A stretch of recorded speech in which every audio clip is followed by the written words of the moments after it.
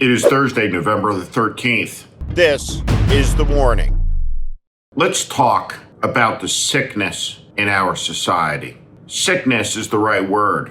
Disease would be the right word. Rot would be the right word. Only a sick, diseased, and rotten country could conceivably have elected this man to be the most powerful in the world. What type of selfish people would allow their children's destiny to be tied to this rotten man and his corrupt family?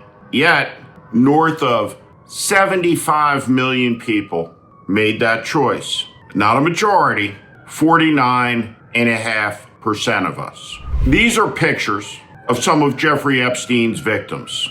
They were little girls, 11, 12, 14. Speaking of rotten little girls, this is Carolyn Levitt. Do you see the cross? She has a baby with a 60-year-old real estate developer. But Carolyn Levitt is immoral.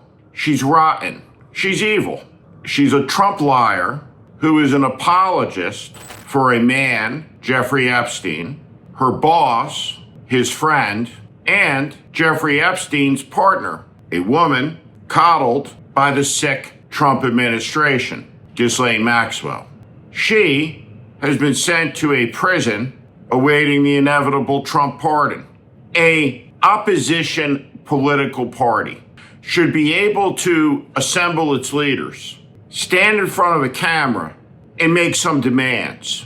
And the first demand that an opposition party should make when facing this Trump evil, and that is precisely the right word, when you're talking about the cover-up of child rape. They would demand that Ghislaine Maxwell be remanded immediately to a maximum security federal penitentiary that is appropriate housing for the worst living sex trafficker in the United States who has been convicted.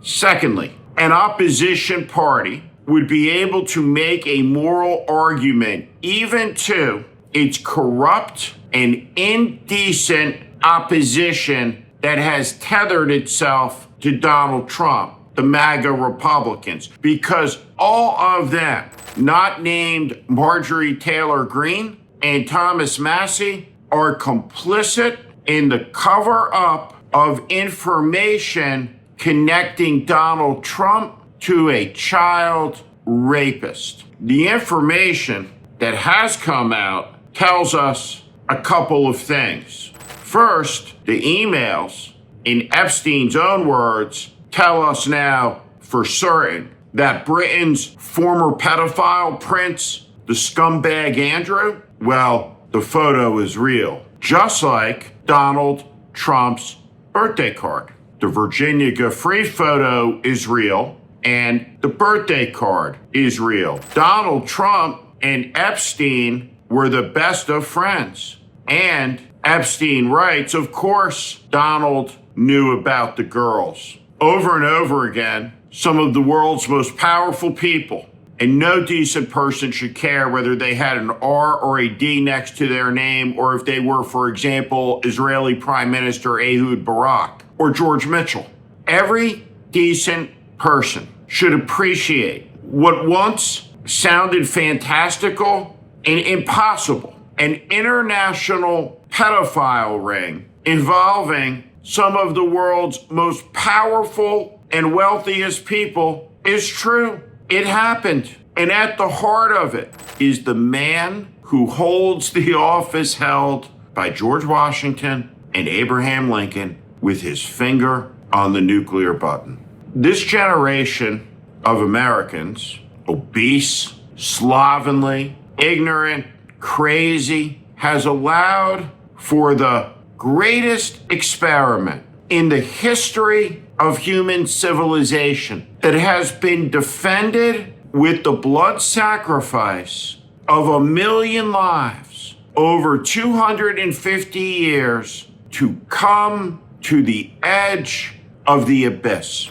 Masked men in the streets, a pedophile's friend in the Oval Office. 11-year-old girls, 12-year-old girls, 13 and 14-year-old children. Donald knew. Donald saw. Melania knew. Melania saw. Look at this picture. This is real. The rape was real. The abuse was real. The suicide of a destroyed woman was real. In our country today, there are scores of millions of decent people doing good, trying hard. They should appreciate that stepping down on them are some of the lowest, rottenest, most corrupted, selfish, dishonest, lying scumbags that there have ever been. And atop that pyramid sits Donald Trump, tethered by his associations, his friendships, his deeds to child rapists. And we, the people, tolerate this? We abide it?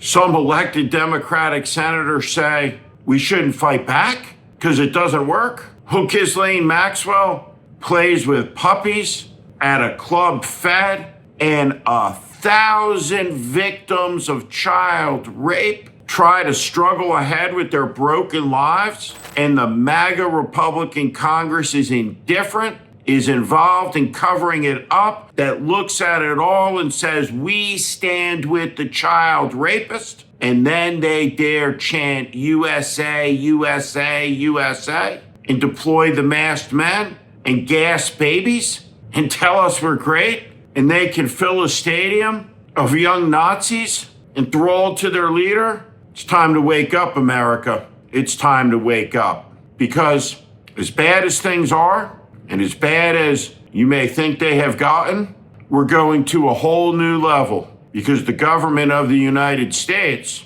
is deeply invested in the project of creating the first trillionaire, while simultaneously being the first to officially declare it's the child rapist who we ought to all feel sorry for. And when all of that comes to be, the clock, well, it means time is running out, and we best do something about it. I'm Steve Schmidt. This is The Warning. I invite you to join this community where I promise to be honest, blunt, and direct about what is happening in this country. America is in crisis. Follow and subscribe to this channel and on Substack. Thank you.